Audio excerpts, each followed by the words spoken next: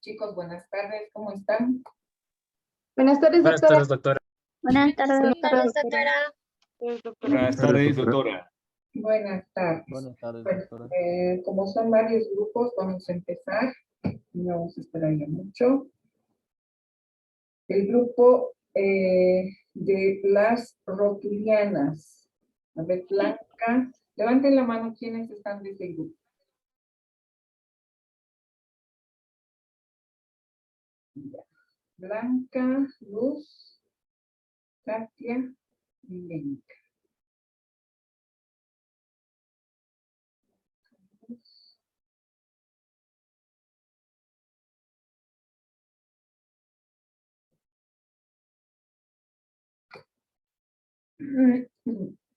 Ya, les voy a pedir por favor que mientras expongan, enciendan su cámara, ¿ya? Cada grupo va a encender su cámara al momento de su exposición, por favor. entonces y se los comparto la pantalla.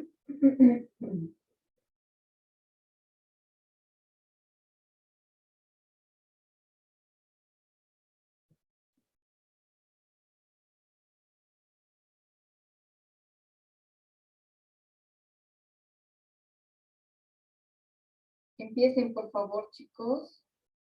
Bajen sus manitos y sus cámaras encendidas.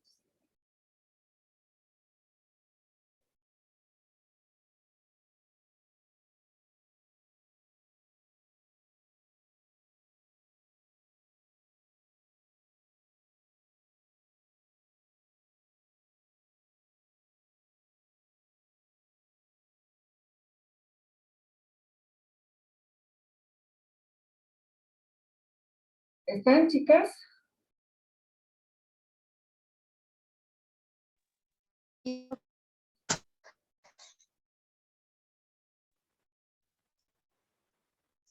Sí, doctora. Empiecen, por favor, porque si no pasa el siguiente grupo a exponer. Bueno, ya. Ok. Ya. Doctora, buenas tardes. Buenas tardes, compañeros. Mi nombre es Blanca Sanabria Rojas. A nosotros nos tocó exponer lo que es lesiones del cartílago del crecimiento. Siguiente diapositiva, por favor. El cartílago de crecimiento son zonas de huesos nuevos en lo que son los niños y adolescentes. El cartílago es un material gomoso y flexible, como por ejemplo en la parte de la nariz, que tenemos una cierta parte de cartílago. La mayoría de los cartílagos de crecimiento se encuentran cerca de los huesos largos, como por ejemplo el fémur, la parte de la pierna, que sería el hueso tibia, peroné, radio, cúbito, y los huesos de las manos y de los pies. Sigue diapositiva, por favor. Espérame, tengo que mover esto. Las fracturas de los cartílagos de crecimiento. Las fracturas del cartílago de crecimiento ocurren cuando hay una ruptura del cartílago de crecimiento. Eso ocurre con más frecuencia en los huesos de los dedos, en el brazo o en la parte inferior de la pierna. La mayoría de las fracturas del cartílago de crecimiento se curan y no van a afectar en el crecimiento en el futuro. Gracias, doctora. Bien. Paso la palabra a mi compañera.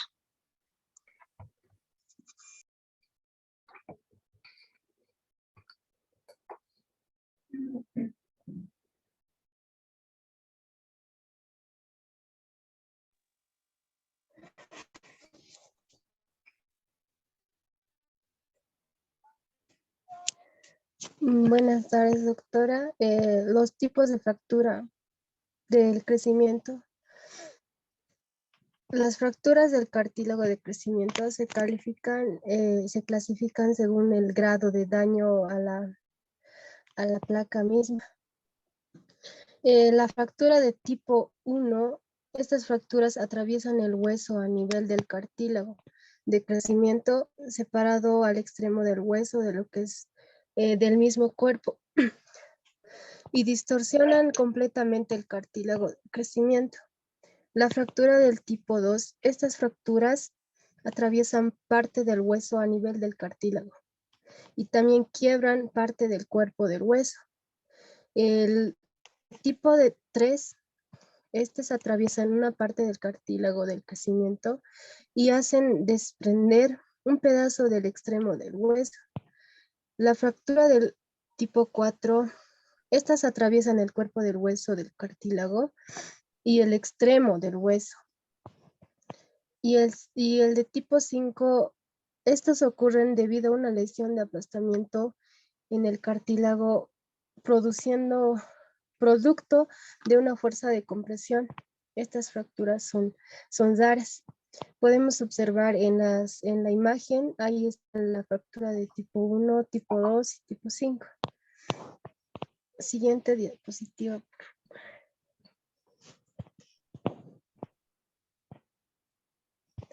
Ya, paso la palabra compañera, doc. Buenas tardes, doctora. Yo voy a hablar sobre la causa de cartílago de crecimiento. Este cartílago suele ser causado por caídas o golpes en las extremidades, como podría ocurrir en un accidente automovilístico, deportes como fútbol americano, básquetbol, correr, bailar o gimnasia. El cartílago bueno, en ocasiones estas fracturas del cartílago de crecimiento pueden ser causa de de un uso excesivo que puede ocurrir durante movimientos repetitivos de lanzamientos. Paso la palabra a mi compañera.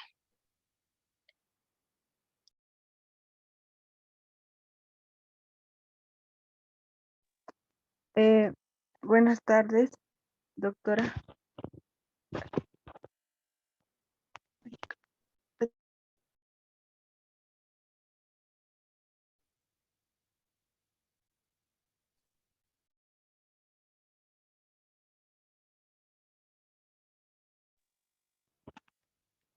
Buenas tardes, doctora. Mi cámara no quiere Buenas tardes, entrar. no te preocupes, continúa.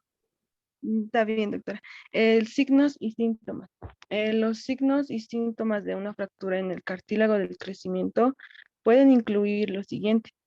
Dolor con o sin palpación, especialmente en respuesta a la presión sobre el cartílago del crecimiento. Imposibilidad de mover el área afectada o de apoyar peso o hacer presión sobre la extremidad. Y calor e hinchazón en el extremo de un hueso cerca de una articulación. Eso sería todo, doctor. Gracias.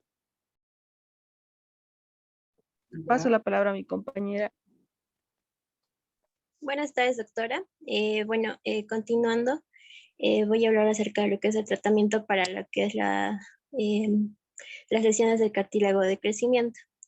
El tratamiento depende del tipo de fractura, según los tipos de fracturas de cartílago de crecimiento. Y bueno, estas se van a dividir en 5, que son fracturas de tipo 1. Y estas fracturas pueden causar lo que es una alteración de crecimiento de hueso.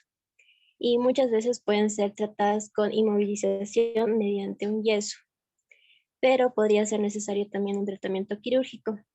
Si la cirugía es necesaria, estas fracturas a menudo se tratan con fijación interna, o sea, con clavos para poder mantener el hueso unido y asegurar la alteración correcta. Continuamos con las fracturas de tipo 2. Estas fracturas por lo general sueldan bien, aunque a veces pueden requerir una cirugía. Y bueno, en el tipo más común de fractura del cartílago del crecimiento es el más común. Y la mayoría de las fracturas son tratadas con inmovilización mediante un yeso. Para las fracturas de tipo 3, estas fracturas son más comunes en los niños más grandes. En estos niños, el centro de cartílago de crecimiento ha comenzado a endurecerse, entonces por lo que la fractura no continúa atravesando el hueso, sino que forma un ángulo y quiebra el extremo de hueso. Y bueno, una fractura de tipo 3 es tratada con cirugía y fijación interna para asegurar que es la alteración correcta del cartílago de crecimiento y la superficie de la articulación. Para las fracturas de tipo 4, en estas fracturas comúnmente detienen el crecimiento del hueso. Y estas son tratadas con cirugía y fijamiento interno. Y por último, para las fracturas de tipo 5, estas fracturas a menudo pueden ser tratadas con inmovilización mediante un yeso o pueden requerir cirugía. Y casi siempre hay una alteración de crecimiento con este tipo de fracturas. Eso es todo, doctora. Muchas gracias. Ya, gracias. Gracias, chicos, chicas. Bien, ahora sí, el grupo de los miserables. A ver. ¿Dónde están los miserables? Levanten la manito. Buenas tardes, doctora. Buenas tardes, Doc. Buenas tardes, Doc. Jonathan, ¿quién más es? Ana. Buenas tardes, doctora. Bueno, compartimos y con sus camaritas encendidas, por favor. ¿Dónde está?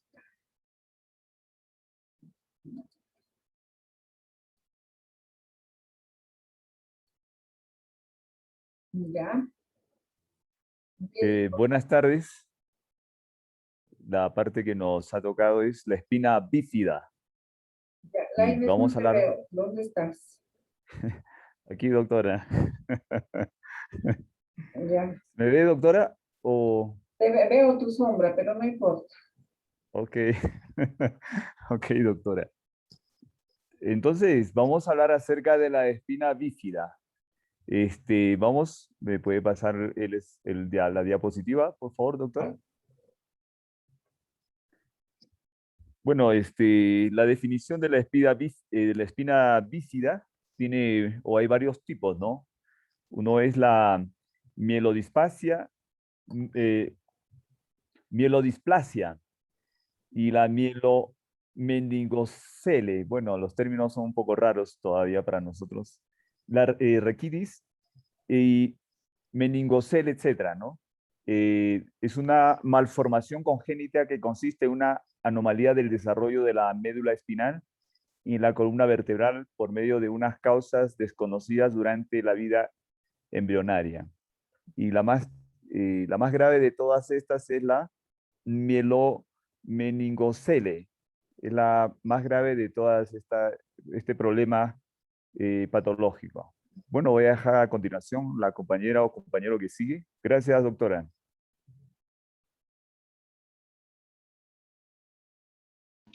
Doctora, buenas tardes. A mí me toca exponer la etiología.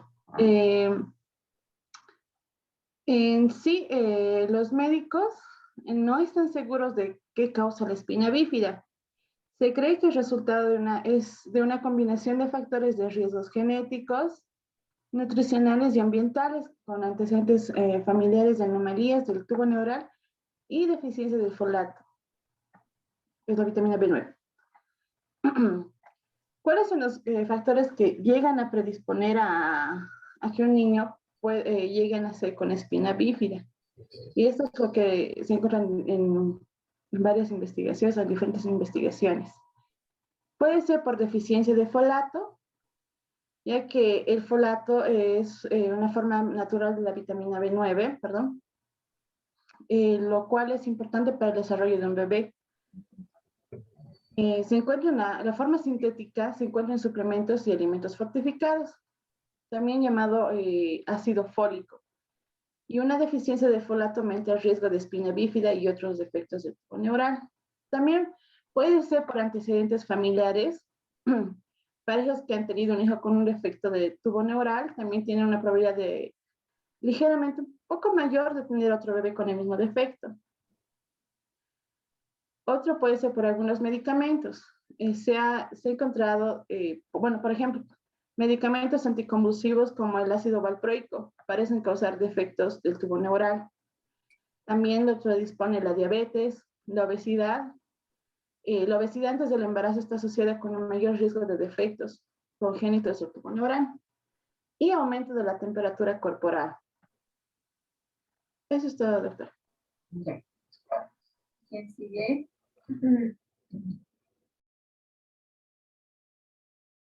Buenas tardes, Doc. Le cuento que mi compu no tiene cámara, Doc. Uno que no te escucho, otro que no te veo.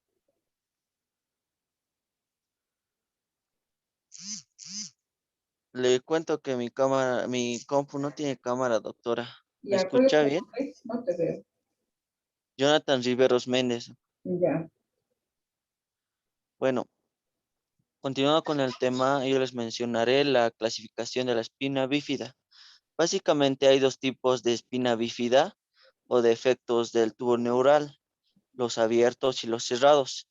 Y entre los abiertos tenemos al meningocele y al mielomeningocele. Les hablaré del meningocele. Este se forma como un quiste o saco que sale de una apertura en la columna vertebral y que contiene membranas de la capa protectora de la médula espinal, o sea, las meninges, y el líquido cefalorraquídeo. Normalmente no hay daño en los nervios, por lo que la discapacidad que genera puede ser leve. En cambio, la mielomeningocele se presenta como una bolsa con el tejido nervioso medular expuesto y sin cobertura cutánea. Las bolsas contienen líquido cefalorraquídeo, nervios y la placa neural. Sus causas son la parálisis de los músculos y una pérdida del sentido del tacto por debajo de la lesión, en una de las causas más frecuentes de discapacidad física en la infancia. Y la espina bífida en formas o de tipos cerrados se producen al final del primer trimestre de embarazo y se presentan como bultos en la zona lumbar, en ocasiones con algún mechón de pelo. Provocan una mínima lesión neurológica en las piernas, pero es frecuente la afectación de la vejiga, aunque esta puede pasar desapercibida. Eso sería todo. Muchas gracias, doctor. Ya. ¿Quién sigue?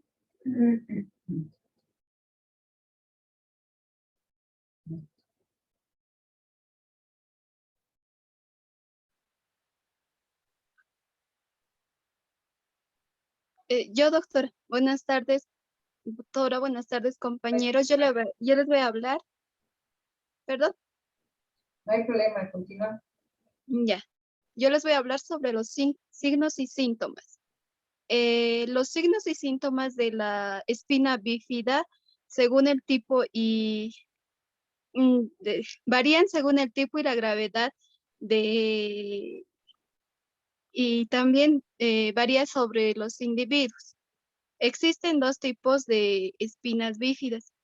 La primera es la espina bífida oculta. En esta generalmente no hay ningún signo o síntoma porque los nervios raquídeos no se ven afectados, pero a veces se puede notar signos en la piel de los recién nacidos. Por encima, por defecto de la columna vertebral, eh, también por un mechón anormal de cabello o un pequeño yuelo. La siguiente espina bífida es la mielomeningocele.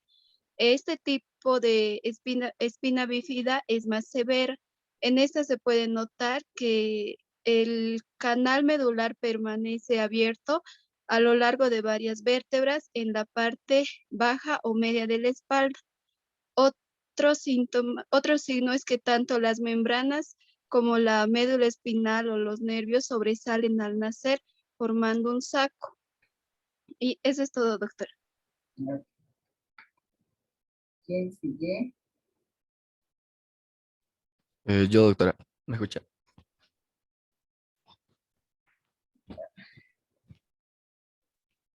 ¿Se me escucha, doctora? Sí, sí, Ah, bueno. te escucho, pero no te veo. Sí, no tengo cámara, doctora, en este auto. Perdón, es muy antigua.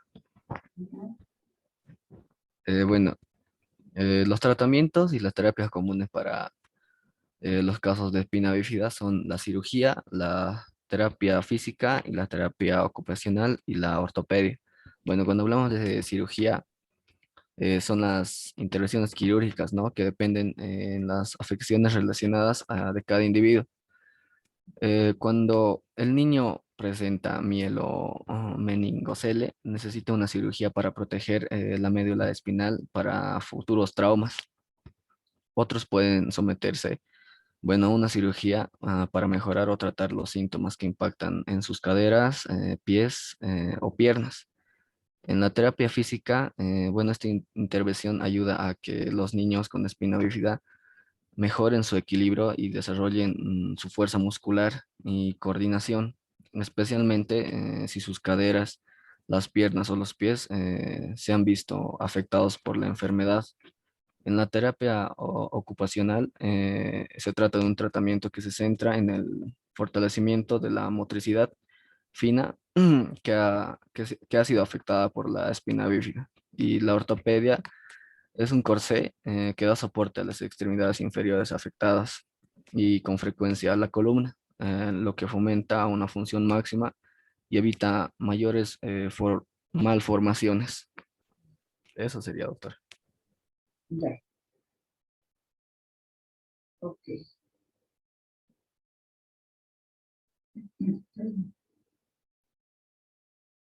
Ahora sí.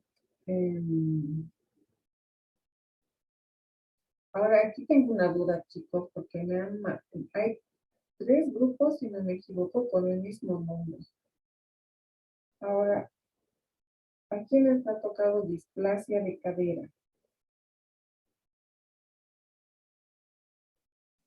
A mi grupo, doctora. Los intocables óseos y alguien más. Somos nosotros, doctora. Nuestro nombre tiene 3. Es largo nuestro Los nombre de intocables óseos. Ya, vale. Displasia de cadera.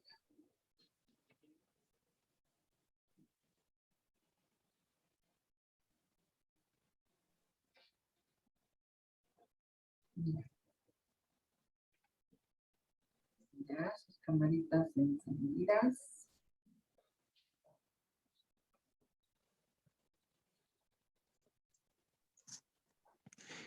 Ok, doctora, buenas tardes. Disculpe que no tenga cámara, ya me estoy ahorrando para una webcam para mi computadora. Por esta vez más, por favor. Vamos a hacer vaquita, no te preocupes. Ya. Una Bueno, donación. ya vamos a empezar con el tema. Siguiente diapositiva, por favor. Buenas tardes, doctora. Buenas tardes, compañeros. Vamos a hablar sobre la displasia de cadera. En sí, la displasia de cadera es un término médico que suele utilizarse para poder definir o indicar al paciente o a la madre, en este caso, que la cavidad de la cadera no alcanza a cubrir por completo el extremo superior del fémur, o sea, la porción esférica del extremo superior del fémur. Esto causa que la articulación de la cadera pueda haber un disloque total o también puede haber uno parcial. Nosotros tenemos el deber de revisar al bebé con los debidos test, etcétera.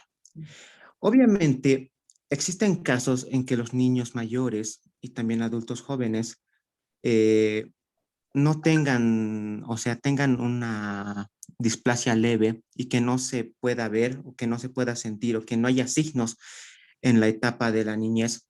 Pero cuando llega a la adolescencia o a la edad adulta, sí podría haber cierto tipo de alteraciones en la postura. Suele afectar al 5 al 12% de toda la población y puede haber también prótesis de cadera en pacientes que suelen tener menos de 50 años. Entonces, definición, la displasia de cadera es un término médico que define, es un término médico que se utiliza para indicar que la cavidad de la cadera no cubre por completo a todo el fémur. Gracias. Ahora le paso la palabra a mi compañero. Gracias. Siguiente diapositiva, por favor, doctor. Bueno, vamos a hablar un poco de la etiología. Este tiene una causa multifactorial. Pueden intervenir varios factores y se interactúan entre sí. Entre esos están los genéticos, los hormonales y los mecánicos. Un factor genético, como es de mayor incidencia en los hermanos y familiares de primer grado. El riesgo para el bebé o para el niño es cuando los padres no tienen antecedentes, pero sí tienen un hijo afectado, y es de 6%. Cuando su papá es afectado, hace que el niño nazca con 37% de esta enfermedad. También tenemos el otro factor que mayormente es afectado en el sexo femenino, es de 3 a 4 veces mayor que en el varón. está relacionado con la sensibilidad de los estrógenos producidos en el feto femenino y aumenta la relaxina y provoca el aumento de la laxitud ligamentosa. Otro factor es la edad gestacional, es en el momento del parto. Es cuando la articulación de la cadera está formada por un cartílago que progresivamente se endurece hasta formar el hueso. La parte cóncava y convexa tiene que articular bien, ya que con este se actúa una para la otra. Durante el último mes del parto, el espacio del útero se torna más reducido y la parte convexa de la articulación de la cadera tiene que salir a la posición correcta. También hay un factor que es hormonal, es ya la laxitud articular, que se relaciona con los estrógenos, la progesterona y la relaxina. Estos cambios son más notorios en los niños, lo que explica ya la mayor incidencia en ellas. Hay también un factor mecánico. Estos actúan en el espacio intrauterino, en el trimestre de la gestación. También tenemos uno ambiental, que es las influencias del ambiente, que se cree que contribuye a la displasia de la cadera. Es la respuesta a las hormonas de la madre durante el embarazo. Un útero estrecho que no permite movimiento fetal o un parto del bebé puede causar displasia en la cadera. Todo tiene que depender de la posición del feto durante el útero. Ahora le paso la palabra a mi compañera. ¿Quién sigue? Buenas tardes, doctora. Buenas tardes, compañeros. Doctora, estoy en mi compu y no tengo cámara. Ya, pero no veo tu nombre. Dime. Disculpe, espera un ratito. Ya está, doc. ¿Me escucha? Ya. Ya. Yo les voy a hablar sobre los signos y síntomas. Los signos tenemos la pierna con problema de cadera, que puede parecer que se dé más, que sale más. También tenemos a la disminución del movimiento en el lado del cuerpo con la dislocación. Tenemos la pierna más corta en el lado con la dislocación de la cadera. Y también tenemos pliegues cutáneos desiguales de los muslos o nalgas. Bueno, los signos y síntomas varían según el grupo etario. En los bebés se podría observar que una pierna es más larga que la otra. Cuando un niño empieza a caminar, puede desarrollar cojera. Durante el cambio de pañales, una cadera puede ser menos flexible que la otra.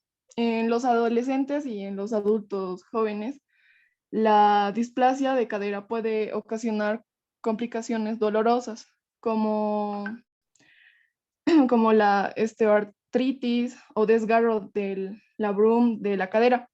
Esto puede causar que el dolor en la ingle asociado a la actividad. En algunos casos puedes experimentar una sensación de inestabilidad en la cadera. Eso es todo, doctora. Le paso la palabra a mi compañero. Buenas tardes, doctora. Levanto mi manito porque bueno, es mi computadora esta. Y no tiene cámara. Bueno, yo les voy a hablar sobre la clasificación de tipos de displasia persistente de Doyle y de Bowen. Estos se dividen en 5 tipos de displasia ósea en pacientes con displasia del desarrollo de la cadera. Se dividen en 5 tipos. El tipo 1 es el acetábulo mal direccionado. El de tipo 2 es el acetábulo poco profundo. El de tipo 3, falso acetábulo. Tipo 4, acetábulo lateralizado. Y el tipo 5, que es la deformidad femoral. Yo les voy a explicar uno por uno. El acetábulo mal direccionado es el que se desarrolla y persiste en posición anterior y lateral. Cuando la cadera está luxada, no existen las fuerzas correctivas que se ejercen por la parte proximal del fémur para redireccionar el acetábulo a su posición adecuada. por lo cual este llega a presentarse en una edad adulta.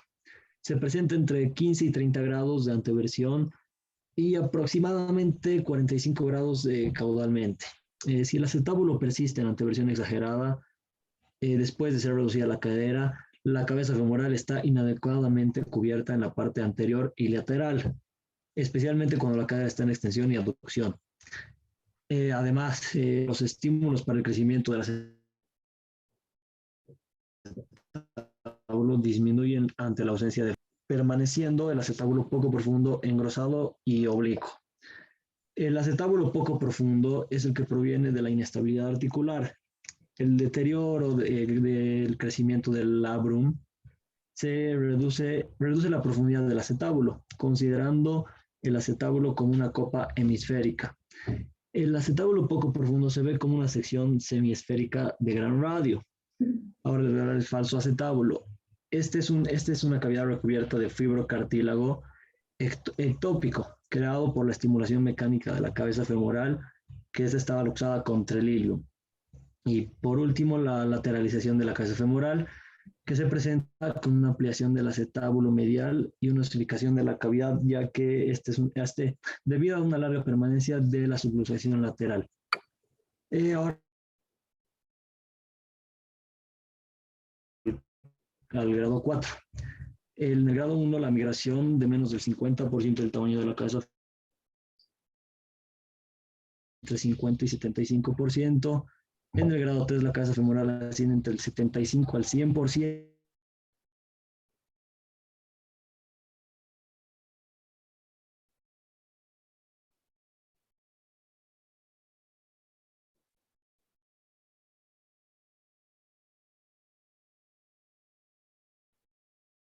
A ver, alguien del curso, del grupo, que concluya, por favor.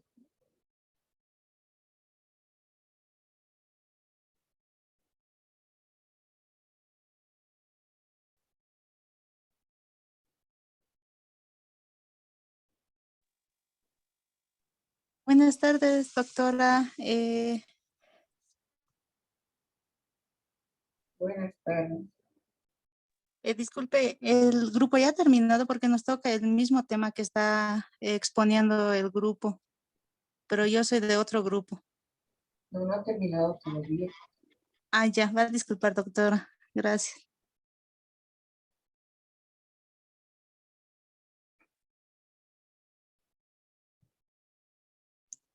Bueno, ok, doctora. Yo entonces terminaré con la clasificación de Crowe. Estaba en el grado 3, con la cabeza femoral. Cuando Doctora, ¿me asciende... escucha? Mau, perdón. Ay, ¿Se ay, me ay, escucha? bien, volviste. Sí, te Sí, se me cortó, no sé por qué. Escuchamos, adelante. Ok. Apura porque solamente tenemos Perfecto. Está en el grado 3, si no me equivoco, que la cabeza femoral asciende entre el 75 al 100%, y en el último grado, que es el 4, la cabeza femoral asciende menor al 100%.